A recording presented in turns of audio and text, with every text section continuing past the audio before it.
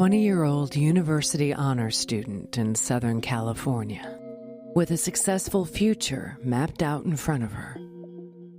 During the Christmas holidays with her family, she visits her sick boyfriend, but her drive home doesn't go as planned.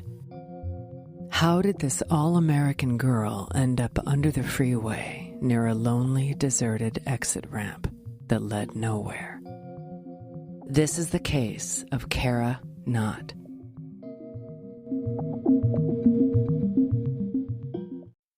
Hi, everyone, and welcome to episode 7 of Crime Cave. I'm Christy, and today's case takes us to Southern California in the mid-'80s, a crime that absolutely shocked the community. When I first heard about this case, I remember being really impressed with the family, particularly CARA's dad, and how involved he was in really trying to change things for the better. So let's learn about CARA KNOTT.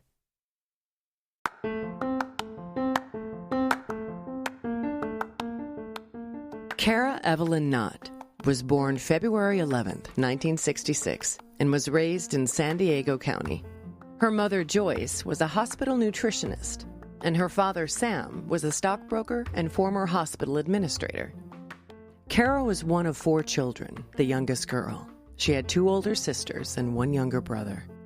CARA excelled at academics, but was also a track star and budding environmentalist. She helped animals, she worked at the zoo, and reportedly was just always active. She was described as the all-American girl, vivacious, a successful student with a great loving family. If you Google photos of CARA, she could be mistaken for a model in a shampoo ad.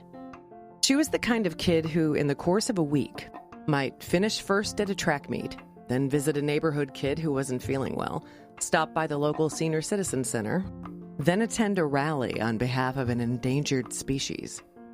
Her boyfriend, Wayne Bautista, was, by all standards, also a stunner. People would say the 2 of them together could stop traffic.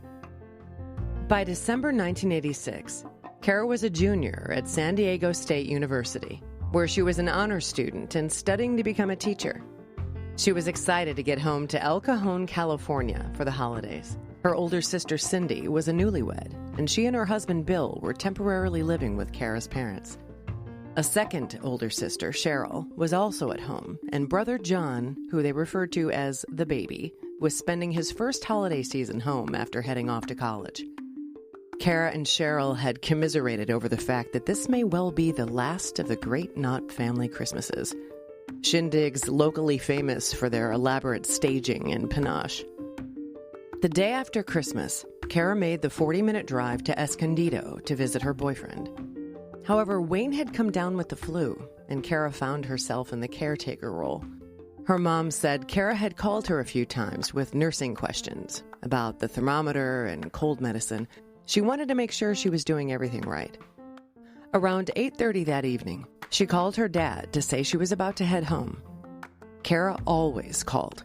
It was a lesson Sam had drummed into his daughter since her earliest days behind the wheel.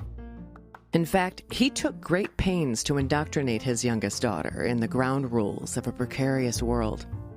After their phone call, Sam sat back in his chair and waited for his youngest daughter to walk through the door.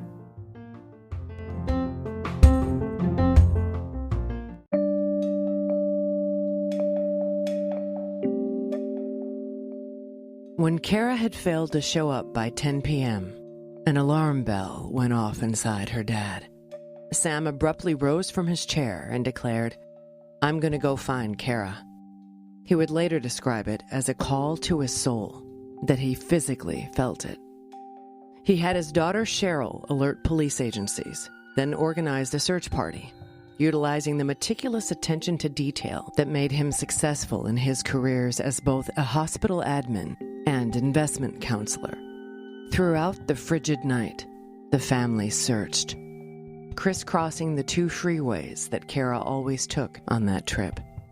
They checked each exit, peering through the fog, then expanded their search to adjacent parks and mini-malls. But there was nothing. Now, this was before cell phones, so Sam had made the trip home briefly to make more calls to the police. He was stunned by the dispatcher's lack of interest. Some of the responses included, "Girls will be girls," and "If I had $1 for every call I got about a missing person, I could retire." At sunrise the following morning, CARA's sister Cindy and her husband Bill made a second pass at a deserted exit around the midpoint of CARA's journey. They hadn't given it much notice the first time because the off-ramp led only to roads then under construction. But there, in a small dirt cul-de-sac, was her white Volkswagen Bug under the I-15 freeway at Mercy Road, an exit that led nowhere. When police and CARA's dad arrived, one of the officers walked to the middle of the bridge that traversed a canyon. He glanced down, and at the base of the canyon lay CARA KNOTT. It was determined that she had been incapacitated with a terrible blow to her forehead, strangled with a rope, and tossed over the bridge into a 65-foot ravine. Her autopsy would later show several broken bones and ruptured organs. Exit 15 at Mercy Road was referred to as the Tomb. It was dark, desolate, and eerie. Her car was found with the driver's side window halfway down, her keys in the ignition, and her purse on the seat. They also found a receipt for a recent purchase from the Chevron gas station on Vio Rancho Parkway, 15 miles from the crime scene. When investigators interviewed the staff at the Chevron station, they recalled that CARA filled up her car, paid, and left by herself. The brutality of this crime left the community in shock. The murder of the all-American girl was the lead story in Sunday's newscasts. Female motorists in the area were understandably panicked. In response, Channel 7 News ran a piece on traffic safety. They tapped a 13-year veteran of the California Highway Patrol, Craig Pyer, who typically served as the media rep on such issues. Now, once you get into a car with somebody, you're at their mercy. The CHP says you never know who you may meet along the road. Anything could happen. Being a female, you could be raped, robbed if you're a male, all the way to where you could be killed. Once you get in that other person's car, you're at their mercy. As investigators continued to work the crime scene, dozens of young women across San Diego began picking up their phones to report odd nighttime encounters with a CHP officer at Mercy Road. The women told of being pulled over for minor or non-existent violations, directed to move beneath I-15, and detained for up to 90 minutes. During these interludes, the officer would engage them in general chit-chat and then made veiled sexual advances toward them. He reportedly got very friendly with them and in some cases would stroke their hair and shoulders, making them incredibly uncomfortable. It turns out that many of these women resembled CARA. But that wasn't the only thing that their accounts had in common. The man who pulled them over was Craig Pyer, the officer in the TV segment on traffic safety. Several of the women had made complaints about him before the murder, but these were dismissed apparently because of Pyer's reputation within the department. Fortunately, a new initiative between departments had been enacted to collaborate on crime fighting. The California Highway Patrol volunteered to secretly search Craig Pyer's squad car. What they found was a rope in his trunk that was consistent with the ligature marks on CARA's neck. A check of his duty log revealed a stark absence of activity during the period when CARA had been killed. Further examination would reveal a hasty falsification about that time, as well as changes he made to several traffic tickets that he had written sometime later. The Chevron gas station attendant who remembered seeing CARA also remembered seeing a CHP patrol car making a U-turn on the road just after CARA had driven away. The mysterious bruise that was left on CARA's forehead was determined to be caused by a large flashlight that matched the one Pyer carried with him on duty. But the most significant piece of evidence was a distinctive and unusual gold rayon fiber found on CARA's dress that matched a shoulder patch that Pyer wore on his CHP uniform. It should also be noted that during Pyre's TV segment on safety, he had visible scratches on his face, which are believed to have been inflicted by CARA during a struggle. During the trial phase, this is the series of events that prosecutors alleged happened on December 27, 1986. During CARA's trip home from her boyfriend's house, she stopped at the Chevron gas station to fill up her car. That's when Officer Craig Pyre happened to be driving along and noticed CARA.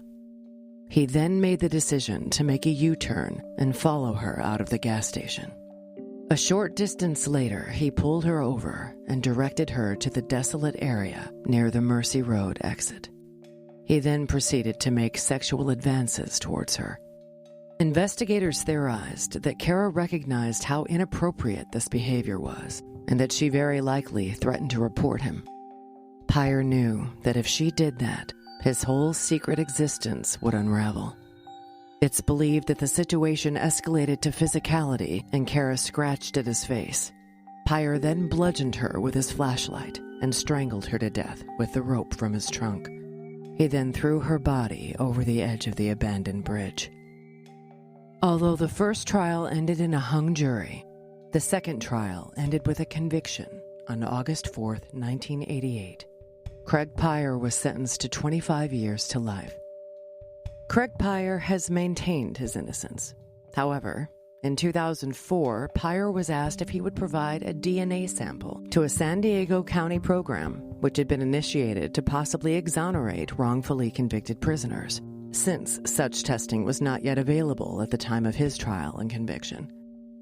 He declined. When asked why at a parole hearing, Pyre refused to answer. For this reason, as well as his lack of remorse, all of his parole requests have been denied.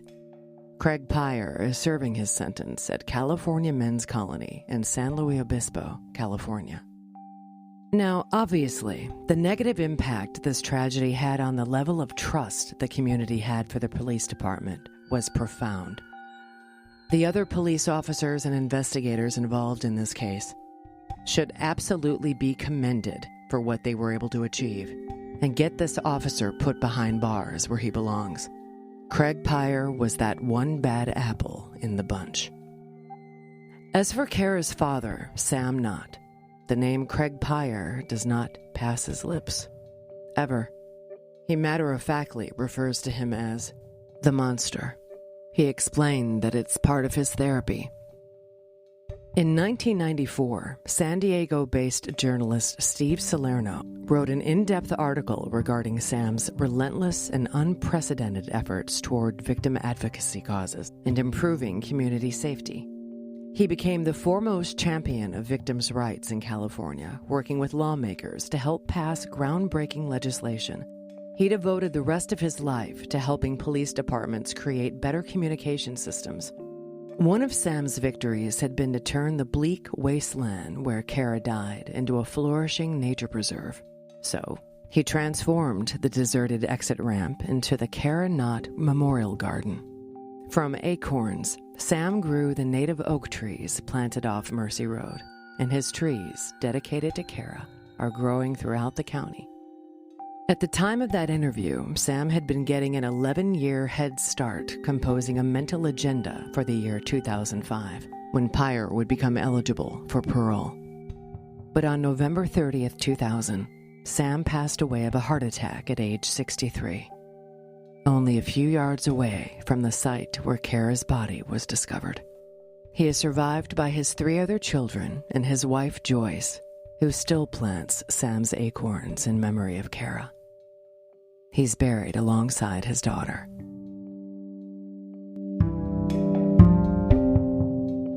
Hey everybody, it's Ray the Roadie. And this is Hollywood Mike with the Rock and Roll Chicago podcast, coming to you from the Illinois Rock and Roll Museum on Route 66 in Joliet, Illinois. Where once a week we are interviewing local musicians and singer-songwriters, and the podcast itself covers a wide range of topics, including, but not limited to, the history of rock and roll in Chicago, the current state of the scene, and the challenges and opportunities facing musicians today. So join us every Tuesday for a new exciting episode of the Rock and Roll Chicago podcast. Thanks for joining me. This episode of Crime Cave has been brought to you by Fortress Defense Consultants, providing security consulting for educational institutions, corporate facilities, and houses of worship, as well as pepper spray, situational awareness, and defensive firearms training for police and private citizens. Find Fortress on the web at fortressdefense.com. Contact Fortress directly at 708-522-8060 or email them at info@fortressdefense.com. Avoid being the subject of a future episode of Crime Cave. Train with Fortress today. Until next time.